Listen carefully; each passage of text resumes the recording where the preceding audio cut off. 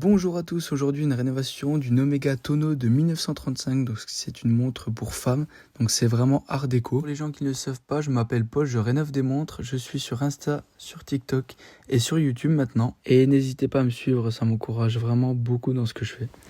Donc maintenant on va commencer pour cette petite rénovation. Donc là on voit que c'est une petite Omega, donc tonneau. Tonneau pourquoi? Parce qu'elle a cette forme de tonneau, donc c'est comme ça qu'elle s'appelait. Merci pour Vénus Diffusion pour leur socle. Je voulais en parler parce qu'ils m'ont offert ça pour mon anniv et c'est vraiment super. Enfin, je m'en sers tout le temps. Donc cette petite montre Omega avait le verre très rayé. Donc j'ai dû le changer, vous verrez dans la vidéo. Donc ensuite, je vais venir ouvrir la montre. Je me suis mis en voix off parce que c'est beaucoup plus simple pour moi. Donc comme vous pouvez le voir, en fait, si vous voulez, le mouvement est vraiment incrusté dans le fond de boîte. Donc le verre, hop, on l'enlève. Ça passe aux ultrasons parce qu'il y a un petit peu de crasse. Donc le verre, on voit bien qu'il est rayé, mais il y avait surtout de grosses rayures à l'intérieur. Et ça, on ne peut pas rattraper malheureusement, même au polissage. Donc ensuite, je retire le mouvement du fond de boîte. Le fond de boîte qui passera aussi à l'ultrason car la crasse est présente. Donc si je ne me trompe pas, dans le fond de boîte est gravé le numéro de série. Si le boîtier est en acier, en plaqué or, etc. Donc là, pour celle-ci, il est en acier. Donc première étape, on va commencer à mettre les aiguilles, donc soit à midi, ou à 6h ou à 7h. En fait, il faut que l'aiguille des heures et des minutes soit vraiment en face pour pouvoir les extraire le plus facilement possible. Ensuite, j'enlève le cadran, le remontage de la montre et la mise à l'heure. Et il faut enlever le balancier en premier car c'est la pièce la plus fragile du mouvement. Donc ensuite, on enlève le pont d'encre et l'encre. Ensuite, on va enlever le rocher et la roue de couronne. Donc on voit l'emplacement du rocher et de la roue de couronne. Pour ensuite, on va démonter les deux petites vis ici pour enlever le pont de barillet.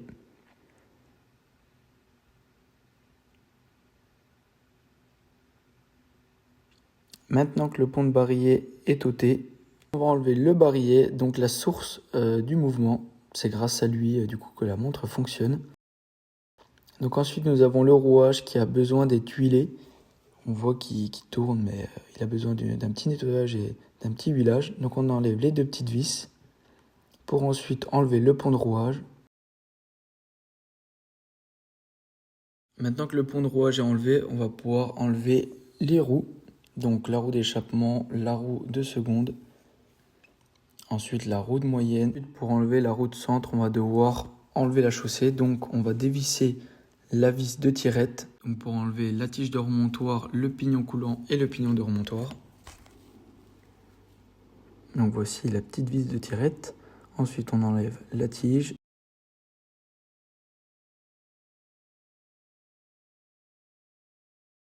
Le pignon de remontoir avec le pignon coulant.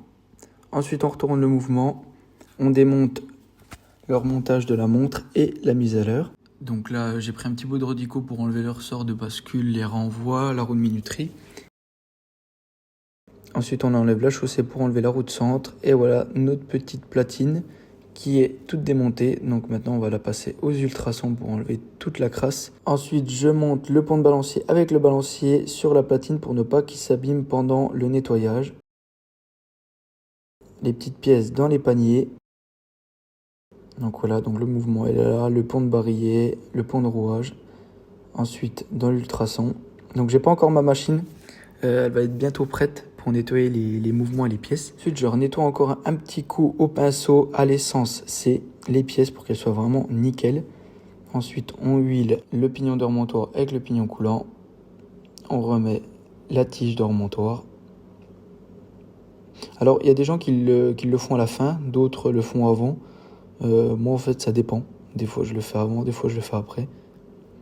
Donc ensuite la bascule, le ressort de bascule, la roue des minutes. Ensuite on remet le sautoir, les vis du sautoir.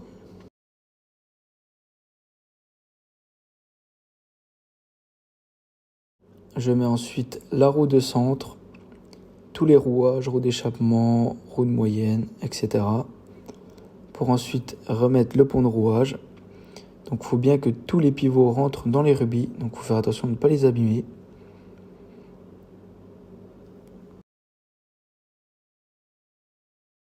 Maintenant que tous les pivots sont dans le rubis, on va pouvoir mettre les vis du pont de rouage. On visse. On regarde les bas, le partagement.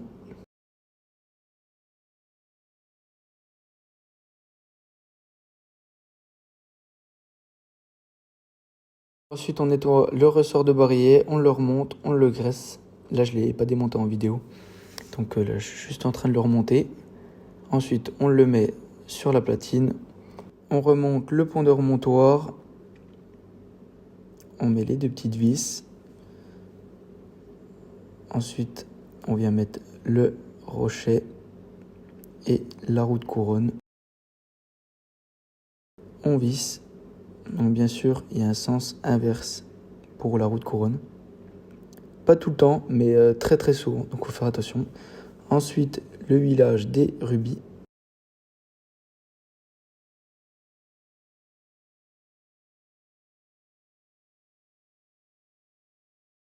Ensuite, on remonte l'encre avec le pont d'encre. Bien huiler les palettes d'entrée et de sortie de l'encre.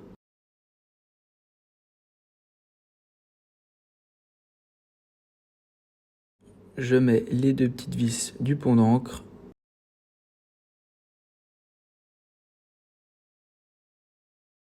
Ensuite, on huile les rubis de l'autre côté. Donc surtout, ne pas oublier de huiler les deux côtés. Parce que quand on a oublié un côté et puis que c'est le côté du cadran, puis qu'il faut tout redémonter le cadran, c'est un petit peu la galère.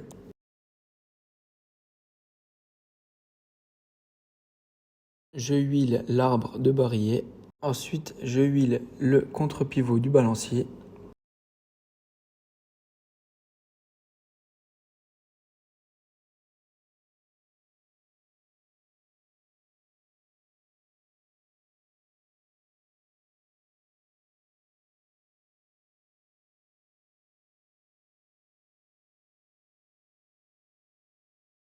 Donc je mets mon mouvement de l'autre côté pour ensuite mettre le balancier avec le pont de balancier.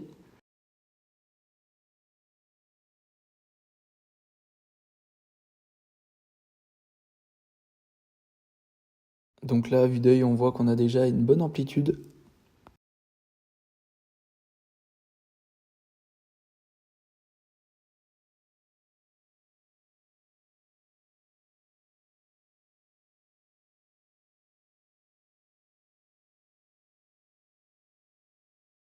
Ensuite, j'ai remplacé le ressort qui vient plaquer la roue des heures sur le mouvement. J'ai remonté le cadran avec ces petites vis qui vont serrer les pieds de cadran. Voilà, donc maintenant le mouvement est propre, huilé et révisé. Ensuite, je remets les aiguilles, donc l'aiguille des heures à 6 heures et l'aiguille des minutes à midi pour vraiment être en face. Ensuite, le boîtier aux ultrasons. J'ai dû du coup refaire un verre, donc là je découpe un petit gabarit pour le mettre sur un verre que j'avais plus gros. Parce qu'en fait j'avais pas les bonnes dimensions pour le verre, donc j'ai dû le redécouper sur un verre neuf, mais qui n'avait pas les bonnes dimensions. Et n'hésitez pas vraiment à vous abonner pour d'autres vidéos, et à vous abonner du coup à TikTok, à YouTube, à Instagram, et activer les notifications quand je fais de nouvelles vidéos ou posts.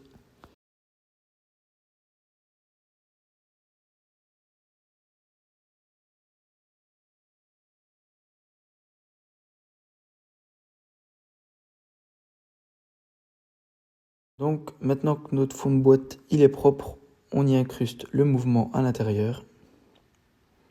On met la carrure de la montre sur le fond de boîte. Et voilà, cette petite Omega est finie. Elle est vraiment chouette, vintage, art déco. C'est vraiment une très petite montre pour femme du coup. Voilà, merci d'avoir regardé la vidéo jusqu'à la fin. Je vous souhaite de très bonnes fêtes et à l'année prochaine.